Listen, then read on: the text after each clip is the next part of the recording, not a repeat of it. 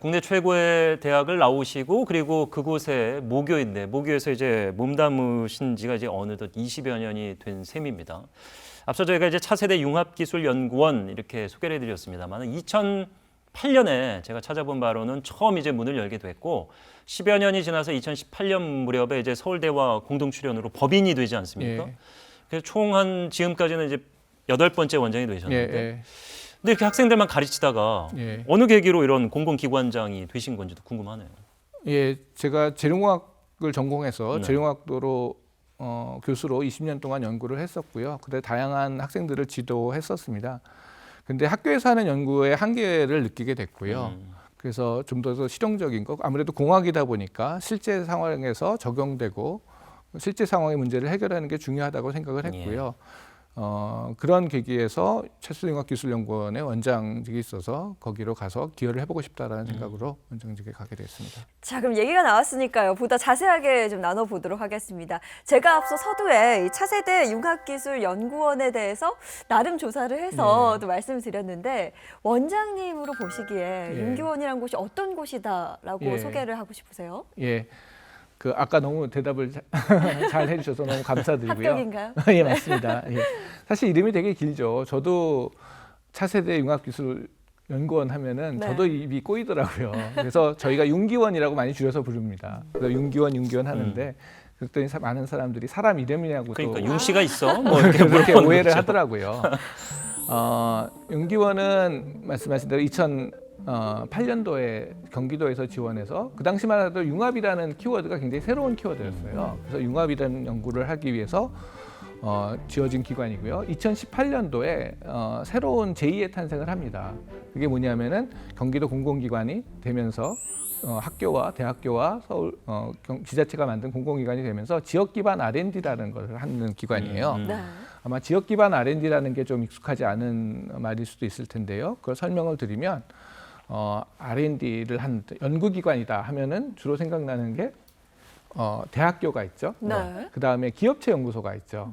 그 다음에 국가연구소가 있습니다. KDI나 뭐 이런 거. 예, KDI, 그 다음에 키스트, 에너지연구소, 화학연구소. 근데 그 세 가지가 우리나라 연구기관의 대표적인 기관이라고 볼 수 있는데요. 그런데 실제 생기는 많은 문제들은 지역사회에 생기고요. 그런 여러 가지 문제들이 복합적으로 이루어지는 것들이 되게 많습니다. 그러면 지역사회에 이루어지는 문제를 중점적으로 해결하는 연구소가 필요하겠다라는 시대적 요구가 있었고요. 네. 그래서 우리나라 최초로 관학협력의 연구기관인 차세대 융합기술연구원이 경기도에 세워지게 됐습니다. 네.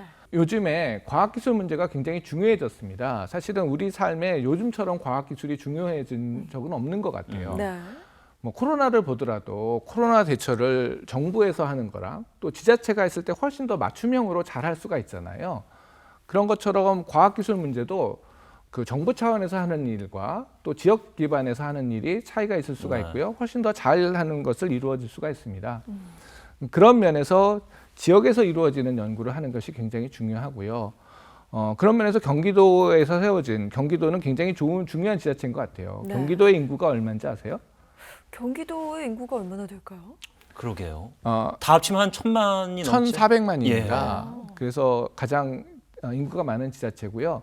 거의 공장 수라든가 뭐 그런 걸 봤을 때 우리나라 GDP 거의 3분의 1가량을 한다고 그래요. 네. 그다음에 거기에는 반도체부터 시작해서 뭐 디스플레이, 뭐 자동차, 그 모든 첨단 기업들이 다 있고요.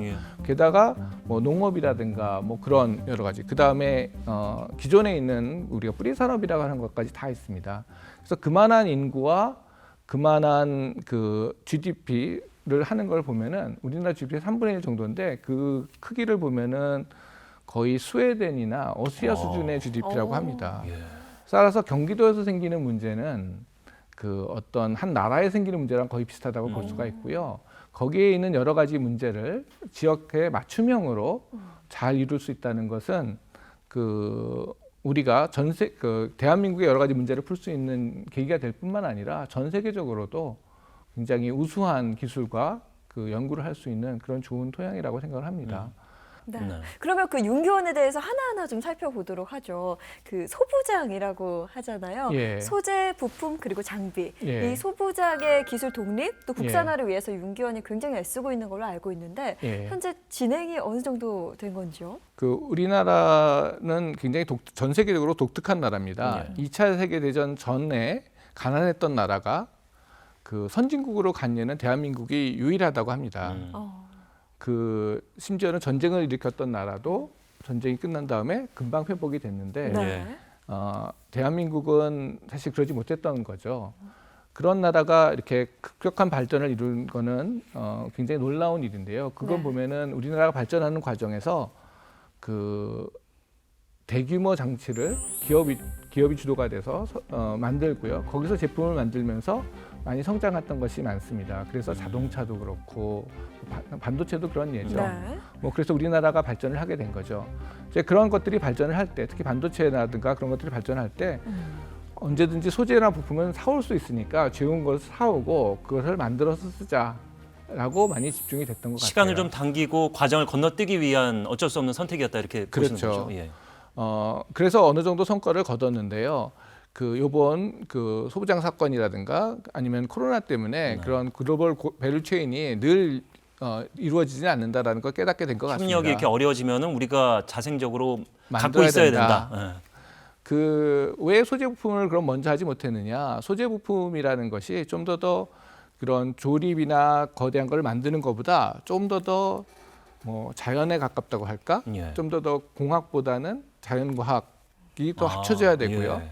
그래서 유럽에서는 그 재료과학이 공대에 속해 있는 게 아니라 자연대학에 속해 있습니다. 그래요. 그래서 그렇기 때문에 좀 더 시간이 오래 걸리는 것 같습니다. 그리고 꾸준한 노력이 필요하고요. 예. 일례로 소재 부품 장비의 가장 큰 기업 중에 하나가 독일에 있는 바스프라는 기업이 있거든요. 네. BASF라고. 네. 근데 그 기업은 언제 만들어졌냐면은 1865년도에 세워졌어요. 제가 1965년생이니까 제가 100년 태어나기 100년 전에 세워진 회사가 예. 지금까지도 소재 부품 장비의 넘버원 기업입니다. 그럼 우리나라 동학혁명이 일어나기 30년 전에 네. 1894년인가 예. 동학 농민운동이 일어나기 30년 전에 이미 독일에서는 와. 최고의 재료 회사를 만들어서 네, 네. 소재를 연구했다는 거죠. 일본도 마찬가지고요. 이제 그런 면에서 역사가 짧은 우리나라가 이런 다양한 부분의 소재를 다 갖추기는 쉽지는 않았던 것 같습니다. 그런데 가마우치 이론이라는 게 있어요. 네. 그게 저 새가 물고기를 잡으면은 주인이 그걸 뺏는 맞습니다. 거잖아요. 예. 그거를 일본의 어떤 학자가 80년대 후반에 한 얘기인데요. 예. 우리나라 반도체가 잘 나가는 것 같지만 실제로는 가마우치가 될 수 있다. 소재와 부품은 다 일본 거를 쓰고 결국에는 나중에 큰 이익은 일본이 다른 다 사람에게 주게 된다. 가져간다라는 거죠. 네. 왜냐하면 실제로 그런 일들이 무역에서도 있었고요. 네. 그래서 사실은 그런 일들을 해결하고자 노력을 했었는데 그게 쉽지는 않았었습니다. 왜냐하면은 반도체를 만들 때 기존에 있는 제품, 그게 뭐 일본 제품일 수도 있고요. 뭐 그걸 썼을 때 성능이 잘 나오고 수요가 되게 잘 나왔는데 그걸 네. 구태여 국산 제품으로 바꾸기가 힘들었던 거죠. 그러니까 뭐 기술이 오래 걸린 것도 있었고 그 다음에 그 새로 만들어진 국산 제품을 쓰기가 되게 힘들었는데 네. 이제 아베의 그런 소부장 그 일본의 그 이슈와 그 다음에 이번에 코로나19 이슈 때문에 언젠가는 그런 게 불가능하구나라는 것들을 깨닫게 된 계기가 된 것 같습니다. 그래서 재료를 전공하는 교수로서 가장 중요한 의미 중에 하나는 네. 그전에는 이런 얘기를 늘 해도 사실은 많은 사람들이 그렇게 큰 관심은 없었어요. 특히 공무원 분들한테 이런 얘기를 하면은 제가 이 자리에 뭐 재료는 오래 걸립니다. 이거는 3년, 5년, 10년 계속해야 됩니다. 그러면 제가 이 자리에 3년 이상 있을지 잘 모르겠습니다. 라고 하면서 좀 단기간의 일에 집중되는 일을 많이 했었는데요.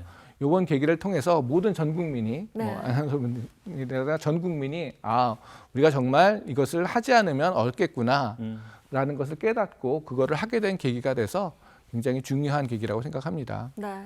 네. 오히려 제가 걱정하는 것은 아까 말씀드린 대로 소재 부품 장비가 굉장히 오래 걸려야 되는 건데 거기서도 1, 2년을 투자하고 이 정도 했으면 뭐가 나와야 되지 않아? 다그칠까봐. 라고 생각하고 오히려 그 관심과 네. 그게 식어질까봐 네. 그게 걱정이 되고요. 그래서 이번 기회에 말씀드리고 싶은 거는 우리가 반드시 가야 되고 꼭 가야 될 만한 것이니까 어떤 단기간의 성과에 일희일비하지 않고 꾸준히 가다 보면 정말 우리나라가 중요한 산업을 선점하게 되는 그런 계기가 될 것입니다.